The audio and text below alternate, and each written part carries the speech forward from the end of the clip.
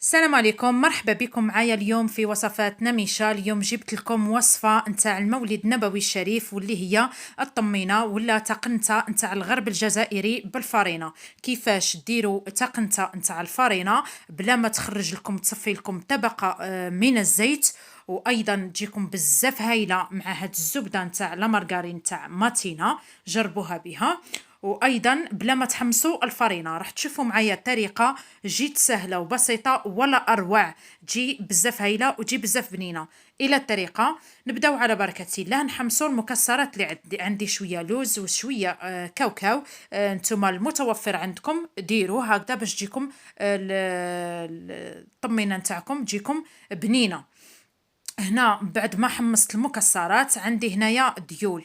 كما راكم تشوفوا كان عندي في الثلاجة، وشوفوا كيفاش ولا ما نرموهش. رايحين نسحقوه لهاد الوصفات، يمكن الاستغناء عليه. انا كان عندي حبيت نزيدو يمد قرمشه للطمينه نتاعي. كيما هادو الكبار نديروهم هكا سوغ لا كري، وكي يتحمروا معايا ياخذوا هذاك اللون الذهبي حذاري نعسوهم ما نغفلوش عليهم، لانه الديول بالخف يتحمروا معانا. هنايا غير الكاميرا ما راش يبان معانا اللون، هما راهم محمرين غايه الغايه، يعني راهم مقرمشين ومحمرين.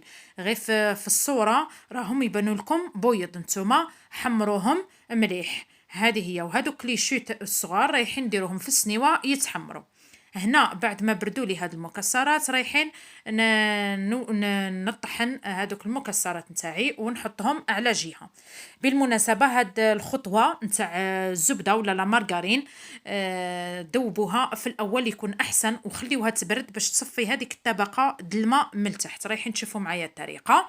هذا هو لا مارغرين تاعي، ونخليوه يبرد تماما. رايح يصفي من تحت الماء.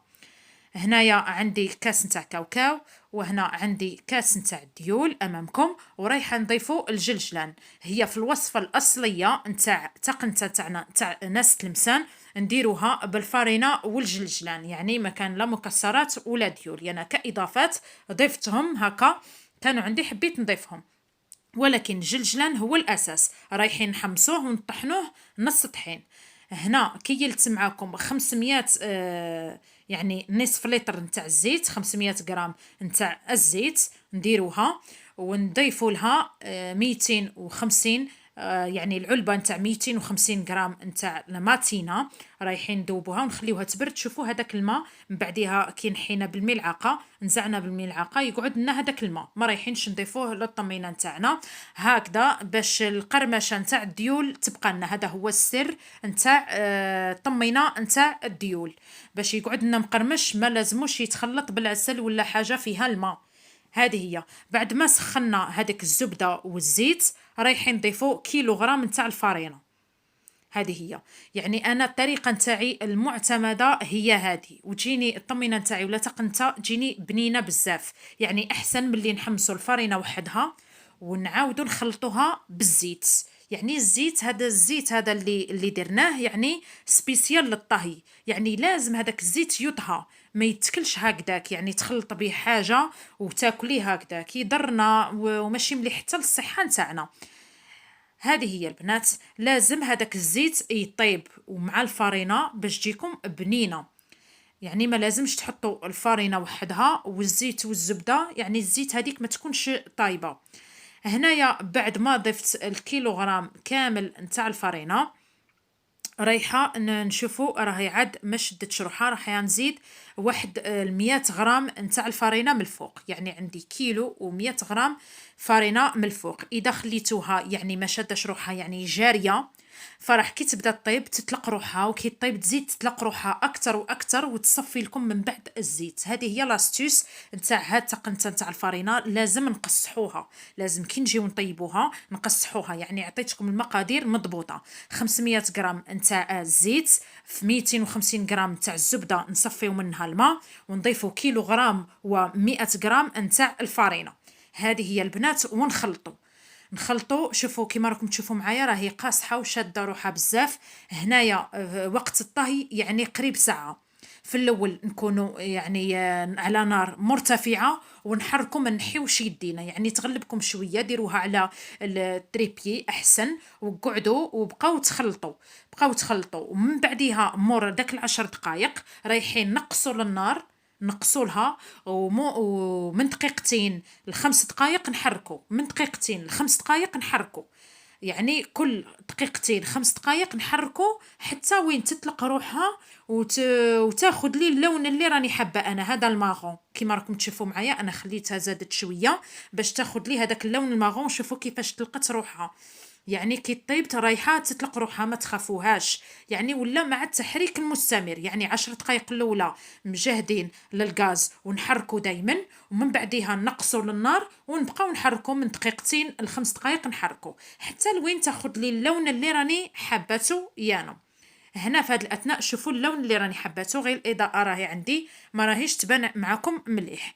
هنا في هذا الاثناء شوفوا معايا كي ديروا لها هكا، يعني تطبع روحها، يعني يولي الشكل تاعها مليح. هنا وهي سخونه رايحه نضيفوا لها الكاس نتاع السكر الناعم. هنايا كاس، انا لوغو نتاعي والحلاوه نجم ندير كاس، اذا يحب الحلاوه بالزايد يدير كاس ونصف، هذا يعني مسألة أذواق.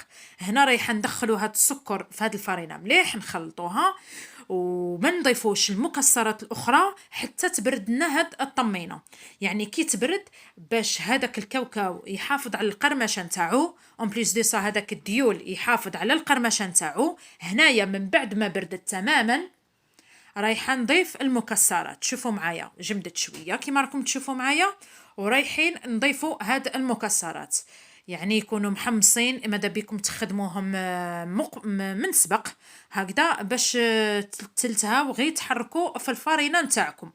وهذاك الزيت ايضا يعني يطيب ويتنحى منه هذيك النكهه نتاع الزيت، يعني تحسبوا ديرتوها بهذيك لا مارغارين اللي فيها واحد النكهه نتاع الزبده رائعه، ويجي الذوق نتاعها ولا اروع. هنايا نخلطوا كيما راكم تشوفوا معايا، ونخلطوا هاد المقادير. اللي عندها شوكولاته الطلاء يعني نوتيلا ولا تزيد ملعقه الى ملعقتين، تجي بزاف بنينه. ايضا اللي عندها شوكولا نتاع الطلاء اي نوعيه تضيف لها يعني ملعقه حتى الملعقتين، يعني حسب الاذواق. انا درتها لكم الاصليه بهذا الشكل هذا، يعني ما ضفت لها حتى اضافه، فقط الديول والكاوكاو. يعني بكري كنا نديروها بالزيت والجلجلان وتجينا بنينه وتجينا هايله.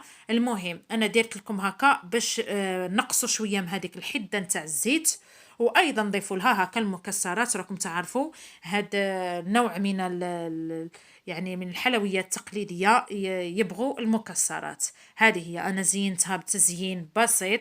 شوفوا معايا السطح املس، يعني ما تشوفوا كي شغل خرج الزيت، ولكن كي ديروا هكا يعني طبقه بزاف خفيفه، واللي تحرك تو سامبلومون الفرينه مع الزيت فرايحه تصفي لك الزيت.